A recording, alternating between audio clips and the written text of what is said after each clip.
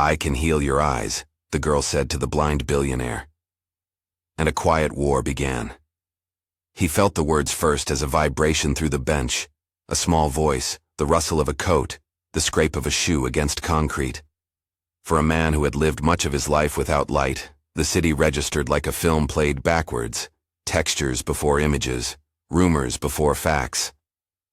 Albert Lewis closed his eyes the way others blinked, by habit, not necessity, and listened. It was a Sunday. The park smelled of cut grass and pretzel salt. Somewhere nearby, a dog barked twice. A child's laugh threaded the air and then stopped, as if the sound had been cut to make room for the sentence that would not let him rest. He had not expected a confession or a promise. He had not expected a prophecy delivered with the bluntness of a truth-teller. He had not expected to be given the possibility that he might be seen differently. "You what?" he asked, testing his voice. It had been measured, controlled, a voice tuned by decades of precision, boardroom negotiations, fundraising pitches, bedside reassurances. Blindness had not softened his cadence. It had sharpened it. People listened differently when they could not rely on sight. They leaned in. The girl said his name, Emma, George later told him, and the way she said it was careful, like someone placing a fragile thing on a table. He could hear the syllables hang in the air. He reached out instinctively, though there was nothing to touch. Habit. He liked to know where he was in relation to people. He liked to trace the world with hands and memory. "She said you didn't have to see to be taken," the girl told him, and then, smaller, she said he should stay. Like that. Something cold moved through him, not the absence of light but the entering of doubt. He had been married to Selina for 12 years. Selina was a display sheathed in silk, deliberate, immaculate, the kind of woman who curated sympathy and showed it to the correct cameras. She had been his anchor and his accountant, his companion at gala events, and the woman who timed his pills. She had built a career out of caretaking that looked like love and often felt like control.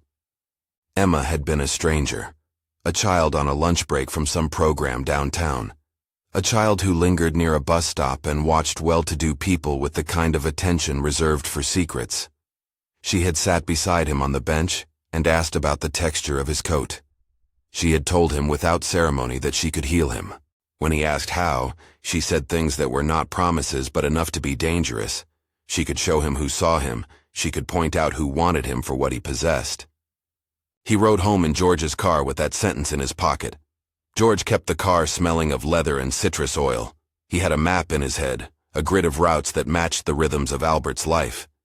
He could also feel the shift in his employer. Small things changed. His hand on the armrest, the path to his building, the way George opened the door for him before he reached it. In the elevator, Albert traced the familiar seam of his jacket, fingers finding the St. Lucie medal at his breastbone, a loop of metal his mother had pressed into his palm when his sight first failed. It was an old charm for a saint associated with sight, more talisman than relic, and sometimes, pressed against his chest, it felt like the only piece of the world that would not betray him. At home, the sounds were curated, the hum of the fridge, the soft whir of the air system Selina insisted on keeping at a constant 21 degrees. The apartment smelled faintly of the perfume she wore, the same citrus but with a bitter top note that made him think of polished wood. Selina greeted him at the door with a kiss that never reached her eyes. He watched the way her fingers lingered over the keys of the piano in the living room, as if measuring the time since she had last played. She asked about the park, about the bench, about Emma, and when he recited the girl's words, Selina's hand tightened on the kettle. "You should not take stray words seriously," she said, smooth as poured syrup. "Children make stories." He wanted to believe her. He wanted to fold the day away and sleep. Instead, he ate mechanically, listening for the small creaks and patterns that had always told him the state of a house. There were new noises, light clicks from the study that suggested someone moving files, and the clink of ice from a glass he had not ordered. When he walked to bed, his foot found the corner of a rug he had not noticed before, and he stumbled in a way that was too clumsy to be simply his own aging. Selina was there before the floor met him, her hands on his wrists, a care so immediate it felt choreographed. "Are you all right?" she asked. The question was precise. The way she used the word all implied a sweep of his life under inspection. He lay awake that night, the city breathing beyond the windows like a living thing. Emma's voice circled his mind. He tried to catalog where faith ended and danger began. He told himself he was being foolish. Yet beneath the rationalizations, a small, fossilized fear had lodged. That people who keep watch over you with too much attention sometimes have an account to settle. That the people who say they free you are sometimes arranging your chains. He began to listen for proof. There were small islands of proof first. A misplaced bill here, a calendar invite moved there. An entry in his schedule that read medical review, where he knew no appointment had been made. He noticed changes in the way the staff answered when he asked for a file, hesitation where once there had been promptness. A text on George's phone, glanced at and hidden. Once on a late evening walk with Selena insisting on accompaniment, he felt a hand at the small of his back, guiding him with the firmness of someone steering a boat in fog. When he asked about the text messages, George shrugged and said they were routine. He started to collect habits like clues. He put a recorder in his pocket the way others use their phones, recording notes to himself in a world that had taught him to translate touch into evidence. He left a tape in the desk, labeled with the date, and a single word, for George. He began to listen more acutely to Selena's breaths, the inflection in her laughter at staff meetings. The fall happened 3 weeks later. It was an ordinary Tuesday, or at least it kept the pretense. He had breakfast in the sunroom, a bowl of oatmeal, a slice of toast, the sound of a city paper being folded somewhere else in the apartment. Jennifer, the nurse Selena had hired after a surgery the prior winter, arrived to check medication and chart progress. She smelled faintly medicinal, camphor beneath a floral layer. Her presence was almost clinical, efficient hands that smelled of sterilizer. He liked Jennifer well enough. She had a way of describing symptoms that made him feel seen in small ways. But that morning, she moved around the kitchen with a speed that suggested she was completing a task, not caring for a person. He reached for his cane and took a step toward the sink, and the world became a slick plane. His foot met air. There was a wrongness under the floorboards that his mind tried to correct. He fell. There is a kind of silence that comes in the fraction of a second when a body gives up control. Sound rushes in. A faucet drip, a chair scraping, the intake of breath from someone standing too close. He felt Jennifer's hands on his arms, steady, professional, then the sensation of being lifted.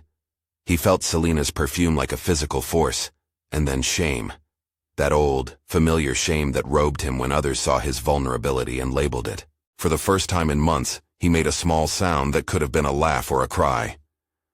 "You must be careful," Selena said, closer than she had been before. "We have to be cautious." Her tone was not alarm. It was instruction. In bed that night, hands trembling, he replayed the fall.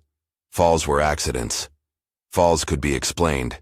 But the timing of it, after Emma's visit, after his list of minor irregularities, made the event feel less accidental and more like an engineered pivot.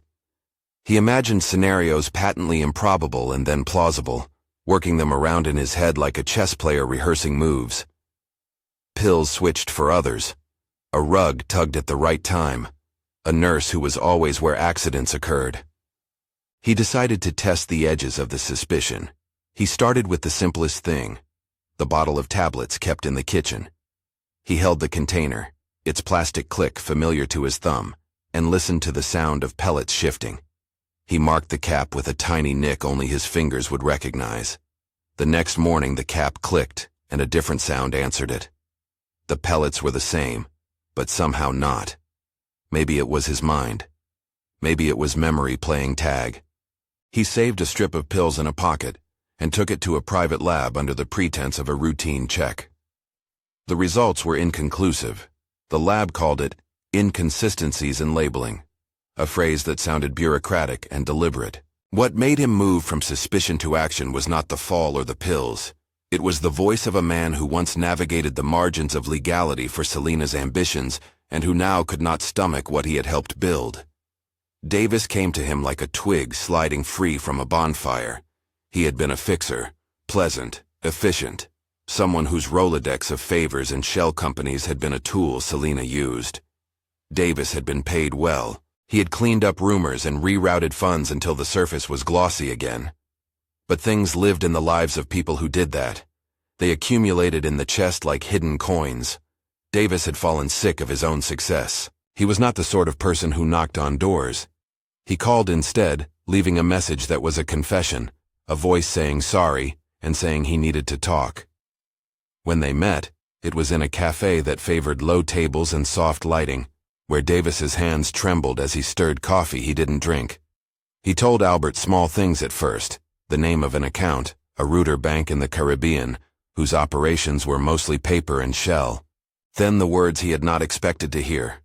He had seen transfers that had nothing to do with charity, amounts funneled through companies with names that meant nothing, and yet were meant to be invisible. He regretted. He wanted to help. Davis did not give him answers. He gave him directions and fear. He said to be careful about Mr. Finch, the lawyer Selina kept archived like a card in her sleeve.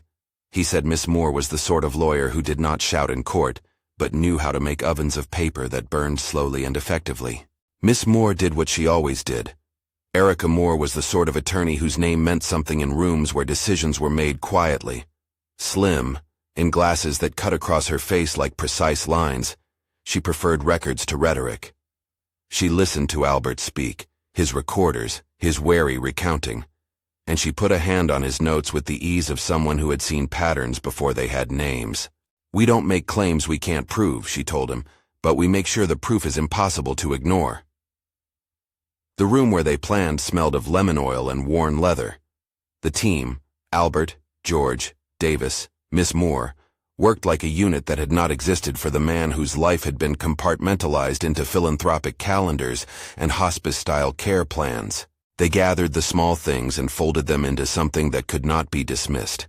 The calendar entries that had been added without his authorization, the changed shipping addresses for charity grants, the bank receipts that showed small, regular amounts siphoned out and relabeled as consulting, the check stub that bore a signature he recognized but one that had been subtly altered. They found a file named with a childish embellishment, Selina's file-naming habit, a signature flourish, and within it a spreadsheet with a column marked Status and an entry that read Manageable. The spreadsheet's metadata showed edits at 2 in the morning, times when Selina would claim she was asleep. It was not a smoking gun. It was worse. A paper trail that could be interpreted as pattern and motive. Miss Moore moved quietly. She asked for access to the Foundation's bank accounts. She asked for the minutes of board meetings. She requested CCTV footage from the building for the mornings in question. All of it was legal and procedural.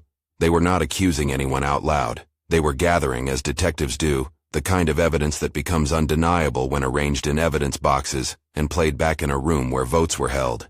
Selina noticed. Her calls were lacquered with concern. Her texts suggested the careful schedule of a woman who oversaw everything. But Miss Moore watched the way Selina's voice changed when the topic of independent audits came up. She watched the way she asked George about Albert's moods with the precise curiosity of a learned observer. "Don't be theatrical, Albert," Selina said one night. "You'll alarm donors. You'll make people see weakness where none exists." It was easy to interpret those words as protective. It was also easy to hear the other sentence beneath them. "Do not threaten what I've built." They found their first break in a place small and human, a voicemail left on George's phone. It was a recording of a conversation Selina had had with someone Miss Moore suspected was Mr. Finch. The audio was muddled, a whisper of silk and the clink of a glass. But a phrase stood out, repeated like a mantra. "We must secure control. His condition is a vulnerability."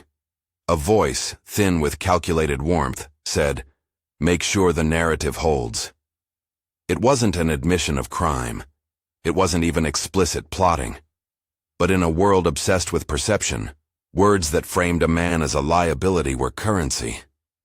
Miss Moore listened, then she transcribed. Then she played it for Albert. He listened with his head tilted.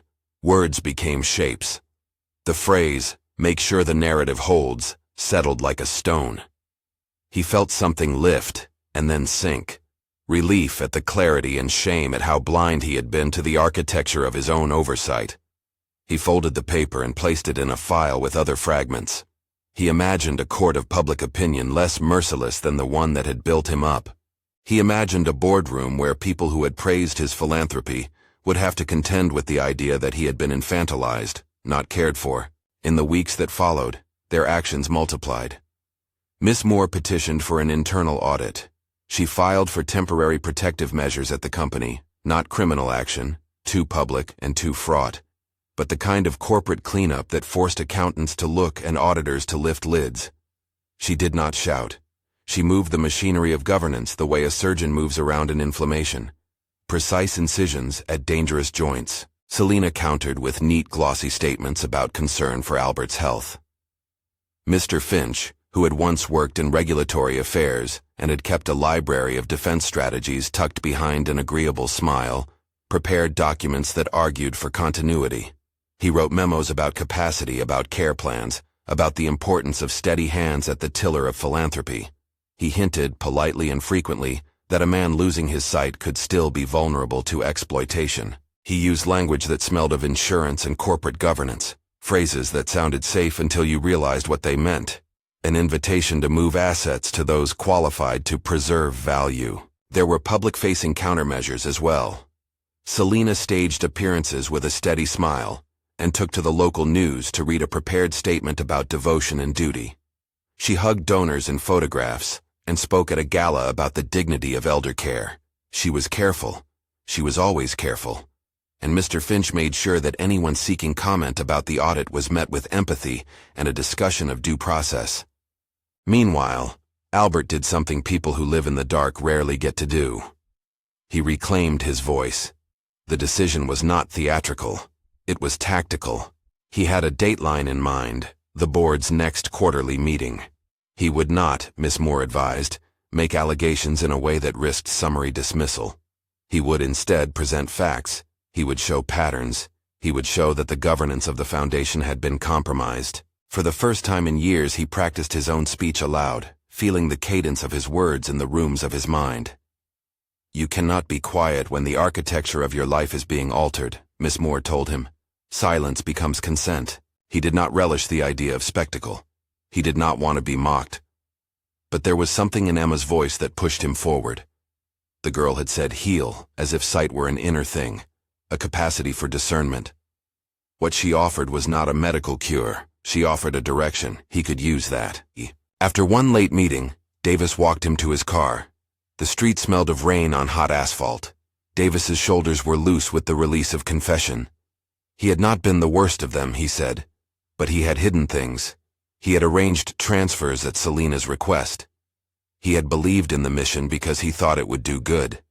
He said sorry, the way people who have done paperwork for the wrong reasons say it. Measured, with a ledger in his eyes. "People like us learn how to make the ugly elegant," Davis said. "You let them. I didn't want to live like that anymore." Albert put a hand on his shoulder. There was gratitude in the gesture and the weight of years.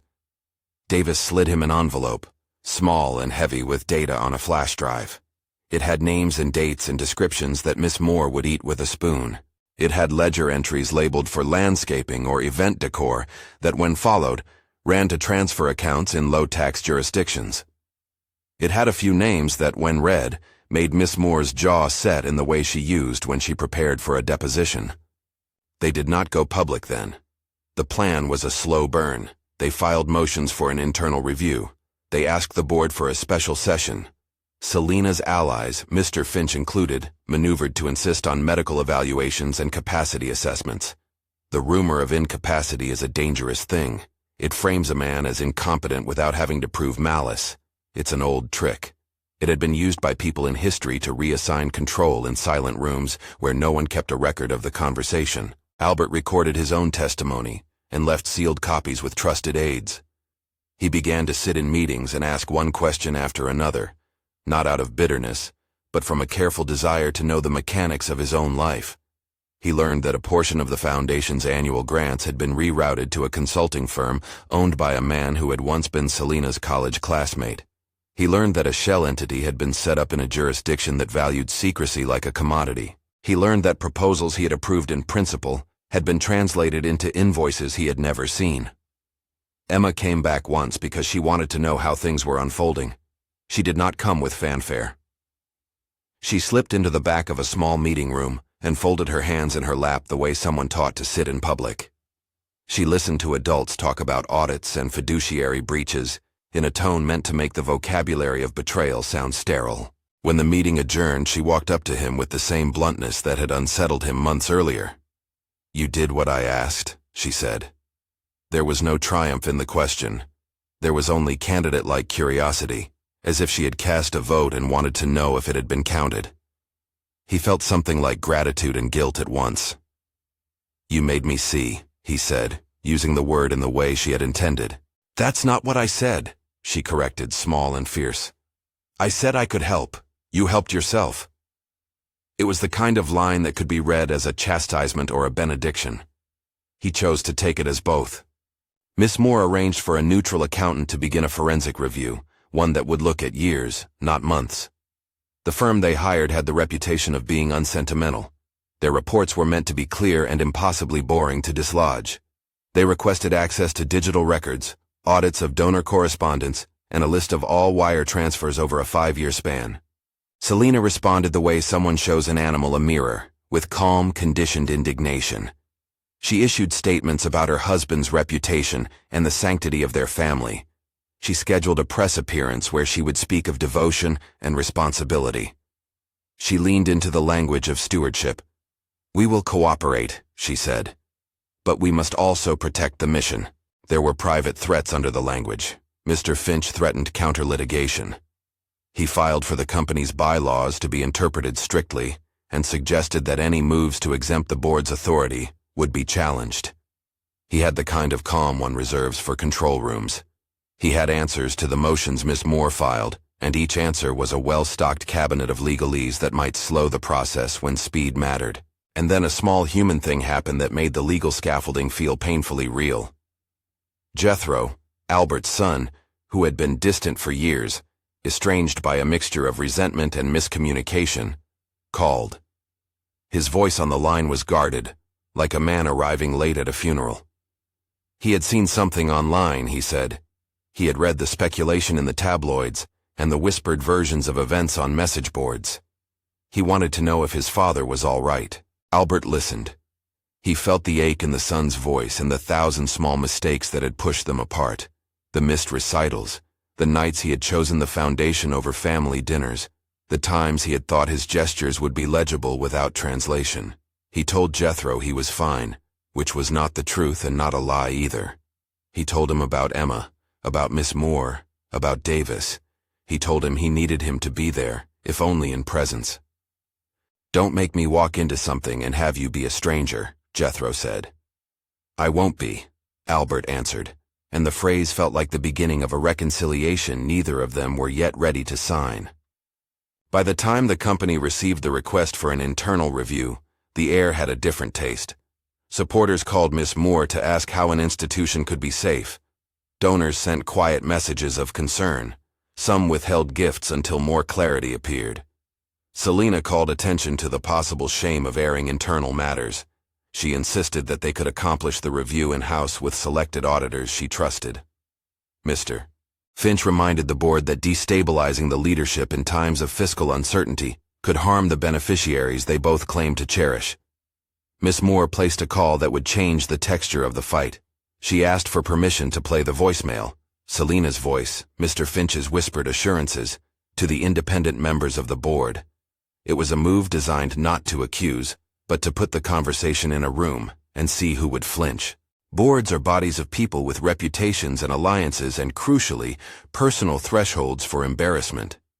When someone in a boardroom hears the words, "make sure the narrative holds," while thinking of an elderly man as a controllable asset, a few will cross their legs and look away.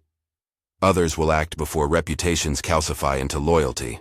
Before any of that unfolded publicly, Albert sat in his study and recorded a message not for broadcast, but for posterity. He spoke into a small device his hands knew the weight of. He told the truth as he could piece it together. The feeling of being managed, the signs he had ignored, the fall and the pills, the voice of the girl on a park bench. He left gaps for facts he did not yet have. for names that remained cramped in the shuffling of accounts. He closed the file and labeled it simply, for board. The night before the board met, the apartment seemed to hold its breath. Selina moved with that serene efficiency she used at events, adjusting drapes and removing photographs, as if preparing a stage to be admired. She laughed in the kitchen when George mentioned the weather. She placed a glass of water by the side of his bed, as if care could be performative and still sufficient. Albert slept poorly. He woke with the taste of metal on his tongue, and the sensation of the St. Lucie metal heavy against his chest. Emma's voice threaded all the things together. A child's offer, a husband's denial, a wife's ambition. It was a map of small betrayals and old loyalties. In the morning, Miss Moore arrived with a small stack of documents and the kind of calm that made people feel like their problems were at least legible. George walked him to the car and pressed a hand to his back with the kind of protective loyalty that had always been there under the surface. "Tell us where you're watching from, morning or night," Miss Moore said quietly before they left. The question was a small, human anchor in the white noise of seriousness. He answered with a smile in his voice. "Morning." They arrived at the headquarters. The building itself was composed of glass and the kind of architecture that invited both transparency and the illusion of it. Inside, scenes unfolded in the way a play builds. Faces that had been near and distant took their places. People who had once applauded grants and speeches sat with sober paper cups of coffee. Cameras from small local outlets were present, more interested in the spectacle than accuracy. Miss Moore moved like someone who did not want to feed the cameras. She took a seat beside him, closed a folder, and slid a flash drive into a small recorder placed on the conference table. When the meeting began, the contrast was almost unbearable. Selina sat at the head of the table with an expression trained to suggest fortitude. Mr. Finch lounged like a man who had read every possible contingency clause. The board members watched as procedural items were ticked off the agenda. The air smelled faintly of coffee and old documents. Miss Moore asked for permission to make a brief statement. The room stilled. Microphones turned like moths. She did not reach for drama. She read facts in a voice that preferred plainness to flourish. Then, before anyone could reframe the conversation into a debate about propriety, she put the voicemail into the speaker and let it breathe. Selina's voice filled the room. Practiced, intimate, the sound of someone who knew how to make a sentence both explanatory and persuasive. The snippet that mattered. "We must secure control. His condition is a vulnerability," hung in the air like a glass bead. A silence followed, dense and curious. Selina's face did not change. Her lips tightened, but it was the kind of tightening she performed in front of lenses. She looked to Mr. Finch with expectation. The room shifted. People cleared throats. At that moment, as the tape replayed and 1,000 small judgments began to arrange themselves into opinion, Albert felt something settle over him like a cloak. It was not victory. It was the sense that a line had been crossed and that crossing had been recorded. Emma's promise remained metaphorical, but it had done what she had said. It had brought sight where there had been only comfortable blindness. They voted to pause certain financial authorizations pending a fuller review. It was not a conviction. It was a procedural step, a small and precise restraint. Selina's mouth opened and closed. Mr. Finch's jaw worked like a hinge. He was calm. That calm carried weight. As the meeting adjourned and the room emptied into the bright, indifferent lobby, someone murmured about reputations and lawsuits. Miss Moore rose and placed a steadying hand on Albert's arm. "We control the tempo," she said, and there was a promise in the phrase. "We own the next move." But ownership of a move and the outcome of a chess game are not synonymous. Outside, cameras followed them like flies. The city made no promises. Inside, a whisper began to circulate. Selina had friends who could make processes long and expensive. Mr. Finch's contacts were deep. An internal audit could take months. A board vote could be reversed. Albert left the building into a sky that was neither bright nor dark. He felt the St. Lucie metal heavy at his chest, and he thought of a mural he had seen in a neighborhood near the program Emma attended. Children painting a ribbon under the image of a candle. Light was not only brightness, it was testimony. It was the work of bringing what is hidden into the open. He did not know then how far the ripple would travel. He did not know how many hearts would be hardened or softened by the days to come. He only knew that a small voice had given him a direction, and that he had finally chosen to follow it. He did not know then how far the ripple would travel. He did not know how many small rooms would have to cough out secrets, or how many careful smiles would lose their veneer. He only knew the sound of his own name had begun to take on a different timbre, less owned, less polished by stages and engagements, and more the raw instrument of a man who had started to listen for the truth. The days after the board vote passed like pages turned in a book someone else was reading aloud. Donors that had once answered with speed now requested more information. Foundations he had partnered with put grants on hold until auditors finished their work. The small offices that handled the accounting for his charity suddenly had people in them who did not pretend to know the backstory. Reporters pressed deeper. Selena did what she always did in public. She smiled, articulated concern, and framed the dispute as a private tragedy made tawdry by outside intrusion. Behind closed doors, her circle moved like a slow, stubborn tide. Miss Moore kept the tempo tight. She worked the legal levers that existed between suspicion and certainty, motions for access, subpoenas where necessary, and the careful cultivation of allies on the board who could be persuaded that protecting the foundation meant protecting the programs it served, not preserving a private rumor. She instructed Davis and George to catalog everything, every call, every receipt, every note with Selena's idiosyncratic file name. She asked for bank reconciliations and correspondence with vendors. She liked nothing more than to make the paperwork speak. Davis became a weather vane of regret and industry. He spent nights hunched over laptops in the back of the law firm's conference room, handing over files that made the air in the room feel acidic with betrayal. He provided internal memos, invoices rerouted through shells, and a string of small deposits to accounts in which the end recipient could not be immediately identified.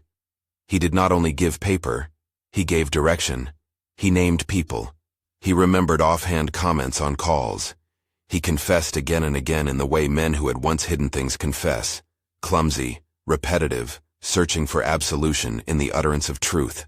What they found began to outline a pattern, a cluster of transfers labeled for consulting that went to a firm whose listed address was a mailbox in a low-tax jurisdiction, a schedule of payments for what read like event decor that corresponded to dates when cash appeared to be moved into the same accounts, a series of service agreements with a vendor that eventually funneled money to an individual who used to be close to Selena. There were also small checks written for home modifications that matched with receipts for art pieces and designer furniture. The sums were not all colossal, and that was part of the strategy. They had been siphoned out in ways that would not immediately trigger alarm, each small withdrawal like a strand pulled from a sweater until the whole thing thinned. Jennifer's name kept appearing in the margins. Not as an evil heroine, but as a fulcrum, a nurse who had access to pills, who signed charts, who could, with a small mix of negligence or malice, change a dosage just enough to make a man dizzy at a carefully chosen moment. Davis had noticed the pattern. He had seen payments that suggested someone was being compensated beyond a reasonable wage for caregiving. He worried more about intent than numbers. The money was persuasive, and the work of persuasion had always been Selena's specialty. Miss Moore pushed for interviews. She secured sworn statements where possible. She asked questions that were legal and surgical. Who had written checks? Who had authorized transfers? Who had access to online banking passwords? She worked with forensic accountants who treated transactions like footprints, tracing them through shell companies and nominee directors. The accountants produced reports that were dry and devastating. They highlighted not just where money had gone, but how the entries had been made to render the outflow innocuous. Phrases like consulting, advisory services, and project management, repeated like a litany. Selena answered in stagecraft. She appeared at a luncheon and spoke with the exact cadence of a woman comfortable with cameras. She used words designed to court sympathy, devotion, care, our family, and she leaned into a role that made her demeanor seem both maternal and righteous. Mr. Finch deployed documents in response, filing motions that would slow access to certain records on the basis of privacy and privilege. He argued for caution, for the protection of the Foundation from hasty decisions driven by incomplete evidence. He had the kind of legal patience that converted thunder into fog. The press smelled entropy. Reporters wanted the extremes: a fallen patriarch, a scheming spouse, the dramatic reveal of a public life undone. Miss Moore resisted sensationalism. She briefed journalists in a way that emphasized facts and process, and she refused to let private details of medical care be dragged into headlines. She repeated a line often: "This is about governance, it's about fiduciary duty." It was true, and it had the advantage of being a frame that donors could understand: protect the beneficiaries, protect the mission. Jethro arrived with the awkwardness of a man who had not known whether he was walking into a funeral or a reckoning. He hovered at the edges at first, not ready to be in the same room as the people who had orchestrated his absence. His work had taken him to other cities and other responsibilities, and he had grown adept at wearing reserve like armor. He showed up to one of Miss Moore's meetings because his name appeared in a forwarded email from an old friend who was concerned. He sat in the corner with his hands folded and listened. When Albert finished his overview, measured, factual, at times bare, Jethro's voice cracked the silent chorus. "I want to understand," he said. The briefing that followed was honest without being theatrical. Albert told him about Emma's bench and the fall and the pills and the patterns. He did not accuse his wife in sweeping terms. He offered evidence and the pain of discovery. The son listened with the complicated blend of suspicion and longing that defines many estranged reunions. "You could have come sooner," Jethro said later once they were alone. "You could have stayed," Albert answered, and the words were not a reproach so much as a recognition of mutual failure. They had both lived lives assuming the other would find a way to bridge the distance. Now, with documents spread on a table like a map of small betrayals, they had a reason to try. One of the forensic accountant's discoveries became a hinge. An invoice for consulting services had been paid to a firm called Larkbridge Solutions. Larkbridge's sole listed director was a man who had once been Selina's intern. From that account, transfers moved in smaller tranches to an individual who controlled a property used for private functions: weddings, charity receptions, intimate donor gatherings. When Miss Moore cross-referenced the dates with social calendars, she found that several events had been billed to the Foundation, but executed with contract terms that allowed Larkbridge to take percentages and then to pay out to affiliates. The accountants called it layered beneficiary replacement. In plain speech, money routed in a way that made the Foundation's funds appear to be spent on programmatic costs, while substantial amounts were redirected to a web of private addresses. The files Miss Moore presented to the auditors were clinical in their cruelty. Receipts were mapped to credit card statements to wires. The metadata in documents showed edits at odd hours. Someone had been careful, but not careful enough. Selina's defense began to fray in private exchanges. She made demands: a delay in the release of the audit results, restrictions on who could be interviewed, the involvement of a neutral third party of her choosing. She wanted a process that did not require the airing of what she considered private family matters. To some board members this sounded reasonable. To others, it smelled of deflection. Mr. Finch suggested mediation. Miss Moore suggested a transparent, independent forensic review. The board would decide. Then one evening, a new recording quietly surfaced. It was not the kind of thing anyone could have anticipated. A junior accountant, nervous and precise, had recorded a conversation he overheard where Selina, frustrated and tired, had cataloged what she believed the Foundation needed to do to avoid what she called reckless oversight. In the recording she spoke in a low voice, not unlike the one the voicemail had caught earlier, and she said bluntly, "If anyone questions capacity, we make sure the assets are protected. We do what's necessary to keep the mission intact." In the same exchange she referred to contingency plans including paperwork to reassure banks, and medical notes to support decisions. It was not an overt admission of wrongdoing. It was instead illumination. She had plans. She had been planning. That kind of language, in the sterile glow of an audio player, looked like intent. Miss Moore played the clip for select members of the board in the days before the big vote. People who had been neutral stopped to listen. The phrase medical notes to support decisions sounded less like administrative prudence and more like a manual for narrative control. A few trustees who had considered siding with Selena's request to slow the audit felt the air shift. Even a reputation can become too risky to defend when it comes tethered to a line about manipulating medical narratives. On the morning of the full board review, the room was heavy. Cameras hovered beyond the doors like a swarm. Selena sat with her hands folded in her lap, and a veneer of calm that looked, for the first time, a paper-thin thing. Mr. Finch had prepared a speech about protecting the reputation of a man and the privacy of a family, but his face betrayed a strain. He had done contingency planning for years, but contingency plans crumble when people who were once your instruments decide to speak. Miss Moore presented. She spoke plainly and with a precision that disarmed melodrama. She put the traceable transfers on the screen, mapping them like constellations. She played the new audio, the one that mentioned contingency plans, and she asked the board not for vengeance but for governance. A freeze on certain accounts, the removal of signature authority from those implicated until the forensic review concluded, and an independent panel to oversee the foundation's immediate operations. She framed the request as protection for the beneficiaries, making it hard for anyone to oppose without sounding like they were protecting the privileged at the expense of the vulnerable. Selena's response was a performance honed over years. She spoke about dignity and devotion, and how public inquiries could harm the very people the foundation sought to help. But it was clear, the room no longer took those sentiments at face value. A handful of trustees declined to speak at all. One by one, votes were counted. The measures passed. They were not dramatic. They were merely effective. Selena left the board that day with a face composed for the press, and eyes that had begun to show the strain of things she had kept secret. Mr. Finch, always the lawyer, counseled delay and negotiation. He began to talk with Miss Moore through channels that smelled of mediated settlement. In private, he suggested resignations as a way to stop the erosion of donor confidence. In public, he suggested due process. The calculus of corporate governance is a simple ledger.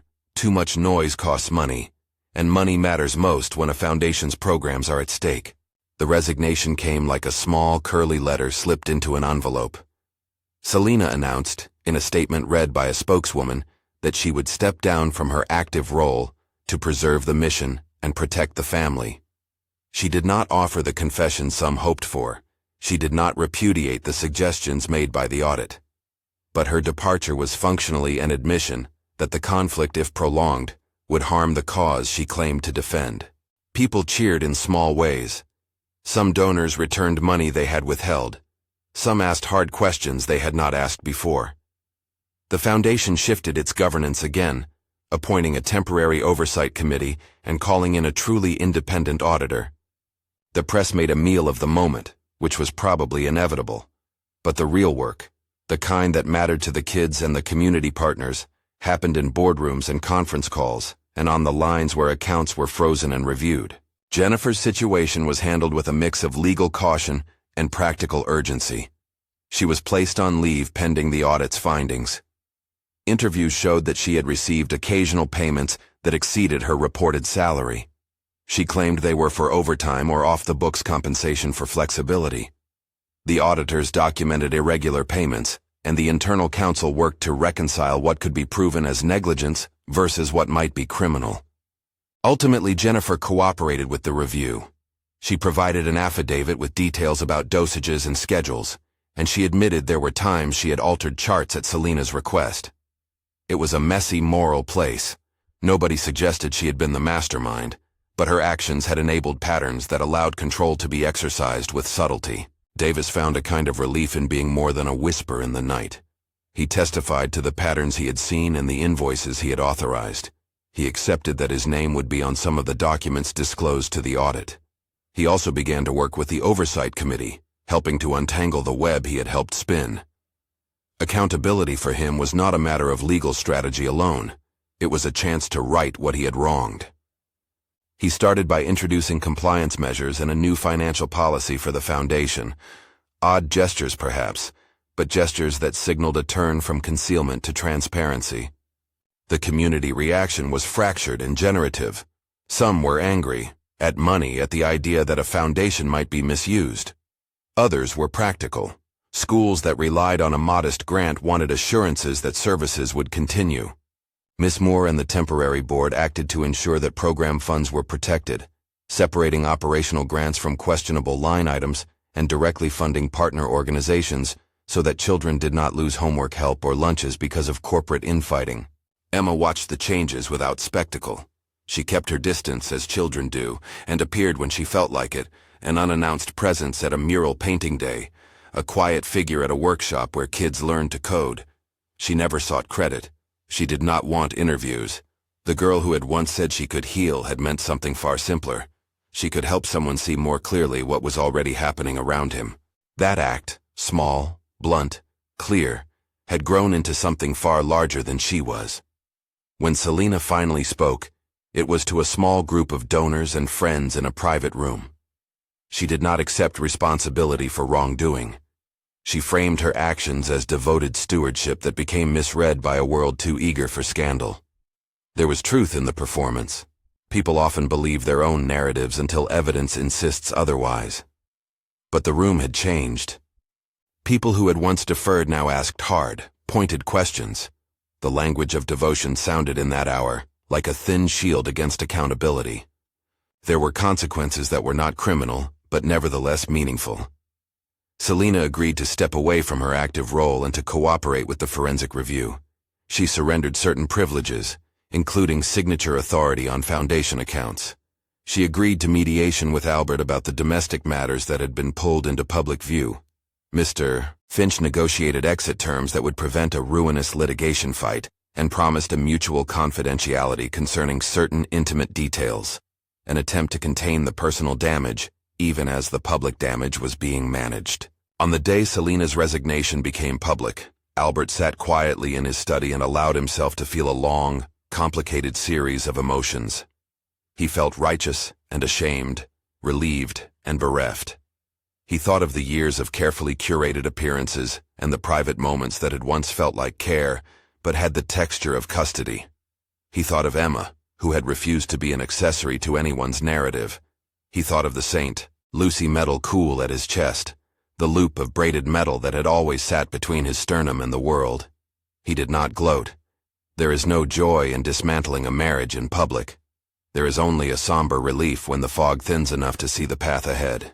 He made a decision in that quiet. The foundation, the programs, the kids. Those were what mattered.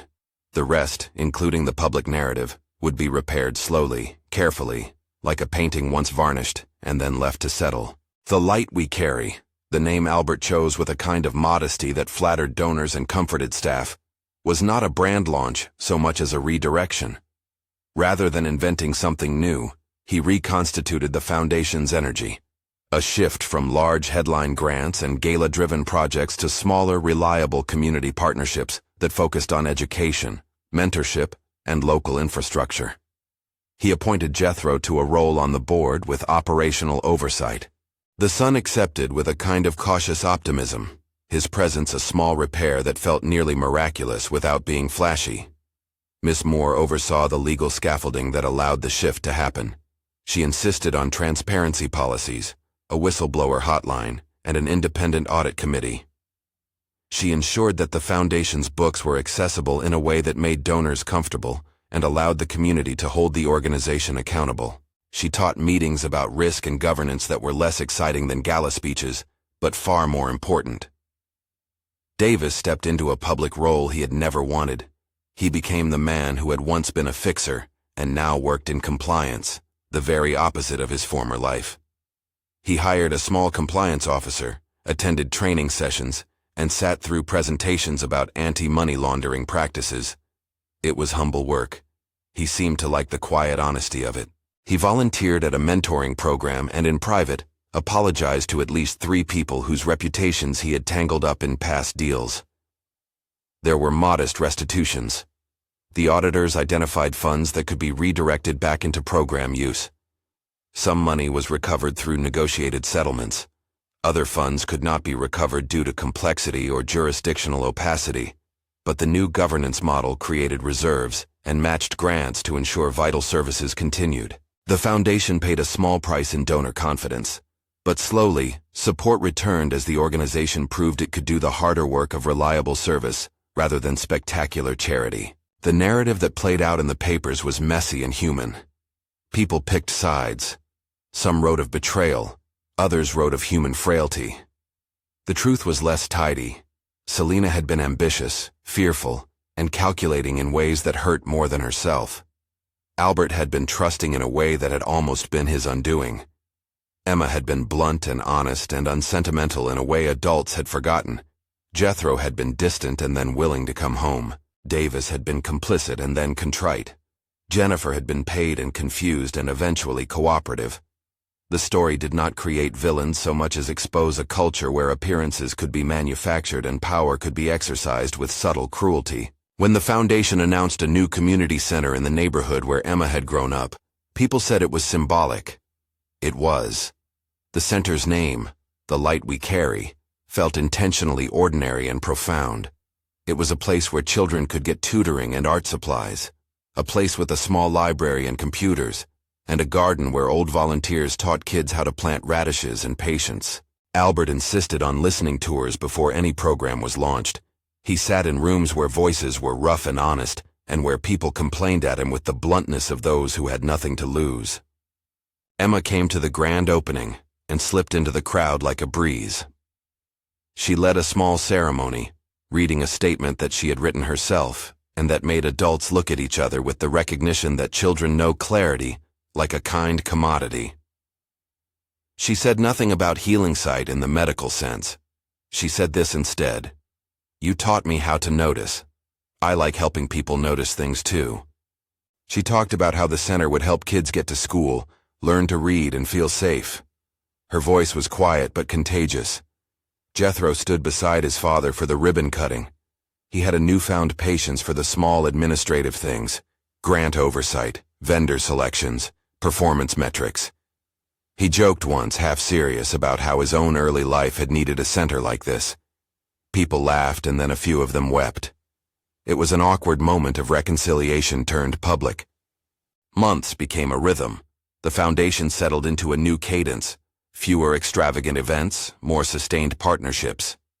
The board meetings lost their performative sheen and became meetings about delivery. Did the after-school program increase retention? How many children had a consistent carer at home? Did food security improve? The change was not glamorous. It was necessary. Selena's presence faded from the foundation's pages. She took a quiet retreat to a seaside town and represented the kind of human decision that has no easy moral valence. She stepped away from a life she had helped build because the cost of staying had become greater than the cost of leaving. She continued to be a figure in certain circles, people who liked salon dinners and carefully curated philanthropic lists, but she no longer signed off on grants. The resignation spared the foundation a drawn-out legal fight that might have threatened the programs they served. Albert returned to the park bench sometimes in the evenings, the place where the first words had landed. The city took on a different timbre, not lesser, but cleaner, as if the air had had a chance to settle. He learned to recognize the cadence of passers-by, not as a sound on its own, but as a story. He felt the worn wood under his palms and the familiar give that told him where to place himself. He used the bench as a place of study and humility, an ordinary public stage where he could be human without performance. There were small private reconciliations too. Jethro came to sit with him on quiet afternoons, and they spoke about roads traveled and the stubborn illusions that had separated them. They spoke about missed recitals and missed calls, about the thousand small moments that accumulate into estrangement. There were apologies, some fumbling, some articulate. There was time, the currency of repair. Davis, once an accessory in the drama, became a volunteer at the community center, teaching a class on small business basics, how to keep clean books, how to ask for payments without shame. He made a point of telling young people the stories he had lived through, not as confession alone, but as instruction on how not to be convinced by the sheen of glamour. He told them that work can be noble, and that sometimes it is better to receive less and sleep well than to accept more and wake with a ledger of regret. Miss Moore stayed at the margins of the public narrative, preferring the satisfaction of a case well handled to the thrill of headlines. She continued to advise the board pro bono, insisting on checks and balances and simple things no one loves to talk about. The audit schedule, the review of vendor contracts, the quarterly letters to donors that spelled out what funds had accomplished. She had, in her own quiet way, helped return the foundation to a place where it would be judged by results rather than narratives. The mural that had been painted in the neighborhood, children and volunteers and a large ribbon of paint that was, in truth, an unfinished ladder toward the sky, became a modest pilgrimage site. People took pictures and left notes tucked into a slot in a nearby bench. The mural's central figure was not Albert. It was a child holding a candle, and the swirl of light around the figure suggested the simple truth the whole affair had revealed. Light is not the state of the eye, but the work we do to share what we have seen. Emma was honored at a small ceremony, not with a trophy but with a bench plaque that read simply, "For noticing." She did not like fuss. She shrugged off compliments. What mattered to her was that the children who attended the center had a place to be, and that someone older and wiser might one day sit on that same bench and tell a younger person what to watch for. Time softened the edges of the scandal. It never disappeared. News cycles are ruthless and memory selective. But the foundation stabilized. New leadership emerged with a focus on the grassroots and a distaste for spectacle. Albert felt his life rearrange on a smaller, truer axis. He did fewer gala speeches and more program inspections. He spent more time in community rooms and less time alone in penthouse studies. The work of seeing, it turned out, was not a thing to be recovered in one clear moment, but an ongoing practice. There were still nights when he felt the old loneliness, the ache for shared intimacies he had once traded for a certain public life. He sat on the couch with photographs of projects on his lap, and sometimes traced the edges with his fingertips, feeling the texture of paint and paper and the raised letters of thank-you notes. He learned to accept the complexity, the intertwining of hurt and healing, betrayal and redemption, and to make a life with them rather than against them. At the community center's one-year anniversary, a modest crowd gathered. Jethro had arranged for a small program. There were speeches, short and practical, about outcomes and future plans. Then they asked Albert to speak. He did not present as a man who had reclaimed everything. He presented as someone who had been changed by the act of being made visible in new ways. "My sight," he said, voice steady, "has never been about the eyes directly. It's been about who listens to me and who listens for others." He spoke of the bench and the girl, and the fact that small notices can topple large architectures. He spoke without rancor and with gratitude. He mentioned Emma without making her a symbol. He thanked the staff and the volunteers and Miss Moore and even, in a measured sentence, the people who had made him look at himself. After the speech, people crowded around the mural to share stories and to plant a small garden of wildflowers beside it. Children ran with paint on their hands. Volunteers handed out pamphlets about programs. Emma stood in the back holding the hand of a smaller child, her expression uncomplicated and full of the quick certainties of youth. That night, after the lights dimmed, Albert walked back to the park and sat on the bench. The city's distant hum was a constant. Somewhere a bar was closing, a cab honked. He felt the texture of the bench under his fingers and the cool weight of the St. Lucie metal at his chest. He thought of sight and insight, of the ways truth arrives through the most unexpected instruments. He thought of the girl who had promised him a kind of healing she was not qualified to mediate medically, but who had given him the far stranger and rarer gift of helping him see what was already there. He touched the ribbon threaded through the metal, one that had been added by volunteers at the community center, a thin strip of blue. He had not asked for it. Someone had taken the liberty because a ribbon felt like a finishing touch. He pressed it to the metal and felt the cold metal, the braided loop, the memory of a mother's hands pressing a charm into a small palm. The ribbon was not an answer. It was a reminder. In the months that followed, the foundation continued its work. The light we carry moved cautiously forward, funding scholarships, supporting after-school programs, and partnering with neighborhood clinics to ensure that children got medical attention without the interference of private agendas. They instituted a strict vendor vetting process. They published quarterly spreadsheets that were dense and honest. They listened when people suggested better ways to do things. They remained imperfect, like all institutions made of human hands. But they had learned something that few institutions do: to be accountable not when forced, but because it was the only way to be sustainable. Selena's life assumed a quieter orbit. She kept certain friendships and lost others. She lived in a coastal town for a while, and then, quietly and without fanfare, she returned to a life of smaller circles. People whispered opinions, some sympathetic, some cruel. But the world is replete with those who prefer rumor to inquiry, and rumor has its own appetite. Albert learned the moral value of rendering a life that was less exposed to idle speculation, but more present to the actual work of service. One evening, sometime later, Albert received a note. It was from a teacher at the center who wrote with the sort of modest excitement that teachers reserve for the small triumphs that make their days. A child who had been truant had returned and asked to read. The teacher described how the child had found a book with pictures and had spent an afternoon exploring the texture of the pages, turning them slowly, as if the images had a weight. The teacher had written to thank Albert, not for the headline-grabbing donation, but for the sustained funding that meant a counselor would be on site every afternoon. He read the note aloud to Jethro the next day.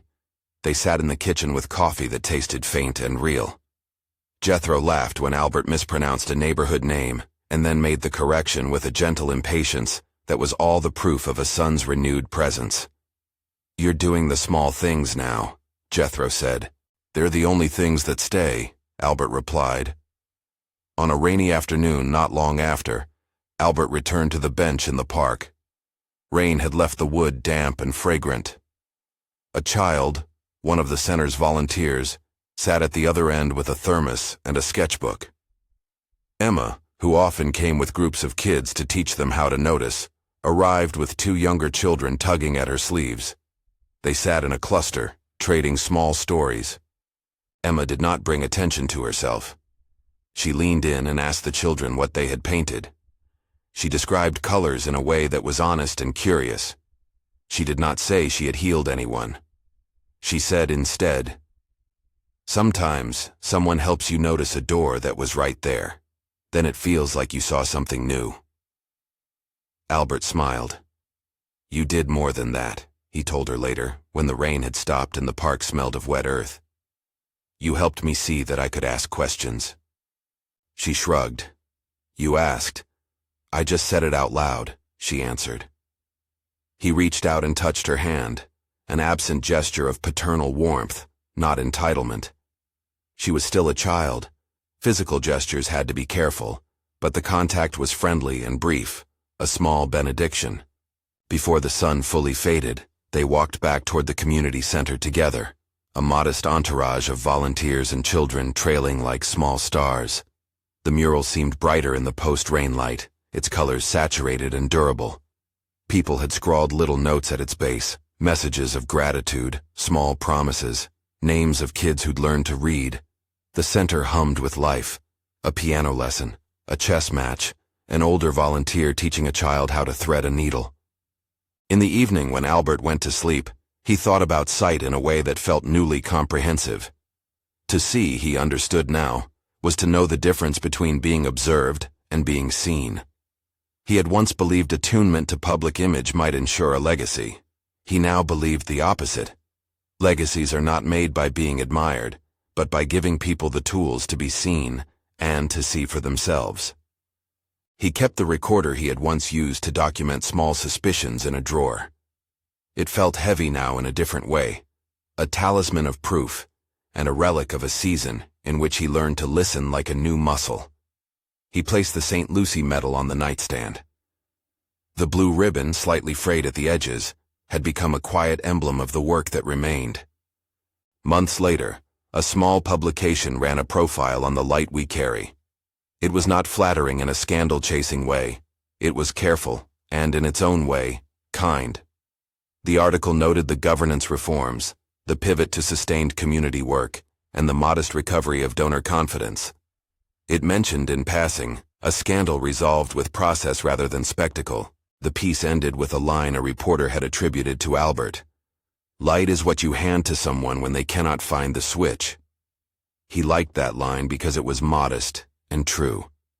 He wrote a short note in the margins of the article and then, for a moment, placed a hand over the page as if to feel the print. He had been a man who had managed perception for decades, and now he had become someone who managed service, and the two states were not the same. Sometimes when the nights were still, he would think of the St. Lucie medal pressed into his palm years ago.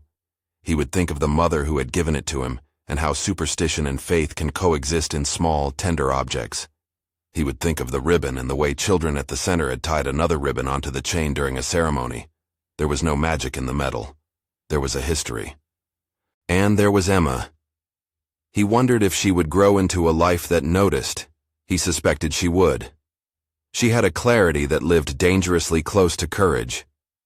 He hoped she would never be consumed by the temptations of influence in the way some adults were. She deserved to have a life that included mistakes and forgiveness, and the quiet rewards of being useful. The scandal receded into a kind of useful memory. It was a story people told in different ways, to illustrate the pitfalls of unchecked power, to remind trustees of their duty, to tell children that noticing matters. It did not define anyone entirely. People changed shapes. One late afternoon, as the center's garden was being pruned, a reporter asked Albert a question that had been asked 1,000 different ways. Did he ever hope to regain his sight? He smiled at the question in a way that was more tender than stern. I never wanted my sight in the way people imagine sight, he said. I wanted to have the clarity to know who was acting on my behalf and who was acting for themselves. That clarity came, slowly, painfully. Emma's words weren't a medical promise. They were a direction. She helped me find a way to see through other people's intentions. The reporter nodded as if that answered everything, and perhaps it did. It was an answer that allowed for the messy truth. Not everything heals the way stories in newspapers suggest. Some heal in practice, not in spectacle. Years later, the light we carry was still a modest enterprise with a faithful donor base and a small staff who knew how to count beans and also how to make a child feel seen. Jethro married in a small ceremony at the center, and Albert walked him down a path that had once been only his to tread. The wedding was not a celebration of wealth but of gathered lives, neighbors, tutors, volunteers. Selena did not attend. The guest list was a map of people who had remained, whose presence had been earned in ways that did not require silver platters. On a quiet evening, well after his public battles had cooled into biography, Albert sat on the bench where the whole story had found its first breath. A child ran past kicking a small can, a dog barked twice. Somewhere, someone laughed. The metal at his chest felt familiar. He turned the ribbon between his fingers and thought of the work ahead. The center's expansion plans, the new scholarship fund, the need for more volunteers. He thought of how fragile institutions might be, and how sturdy they become when anchored by transparency. He would never pretend that everything had been resolved. People never fully resolve the ways they have been shaped by power, and sometimes scars remain where lessons were learned. But the scandal had produced a useful thing, a more vigilant institution, and oddly, a quieter man. He had chosen to be present in ways that mattered. He had found, in the middle of exposure and hurt, a new field on which to labor. As the sun lowered and the light shifted, a small group of children ran toward the mural and placed tiny candles in clay jars in front of it. A ritual someone at the center had taught them, meant to honor perseverance and care. Emma, who by now had begun to mentor a group of younger kids, lit the first candle and then passed the flame to another child. Albert listened to the soft promises, tiny murmurs about things they planned to do for their neighborhoods, and he felt a lightness he had not expected. He thought of the bench and of the more literal idea of sight, and then of the word he had learned to value. Witness. Seeing, he now understood, is different from witnessing. Seeing is passive. Witnessing is active. When someone witnesses, they testify. They carry what they have seen into the public sphere. They hold it tenderly, not to brand, but to restore. He inhaled the smell of paint and wet earth and felt the city beneath him as he always had. Texture first, image later, a map of sound and smell and memory. He felt contained and uncontained, small and enormous. A child ran up and asked him something about the mural's colors, and he answered because he could. Red is courage. Blue is the ribbon we carry, he said, and the child looked at him as if that was enough. He would always carry the recorders, the files, the knowledge that he had been almost unseen by those who loved him most. He would always remember the fall, the pills, the voicemail as thresholds he had crossed. But he would also remember the small boy at the center who learned to thread a needle, the volunteer who brought soup on cold days, and the teacher who had written a note about a child returning to reading. Those were the things that mattered more than headlines. In the end, the city moved on. So did the foundation. People kept making mistakes and sometimes owning them. Albert learned, finally, to live in a public life that did not depend on the performance of being seen, but on the quiet discipline of seeing others. If anyone ever asked him what had changed him most, he would likely, as he had once told a reporter, point not to the scandal, but to a small voice on a bench that had dared to say plainly, "I can heal your eyes." The girl had not promised miraculous cures. She had, in a bracingly honest way, offered help with perception. She had forced him to remember that sight is not only ocular, it is moral, it is communal, it is the willingness to look. If this story resonated with you, please like, subscribe, and share it with someone who needs to hear that small voices matter, and that light is something we learn to carry together.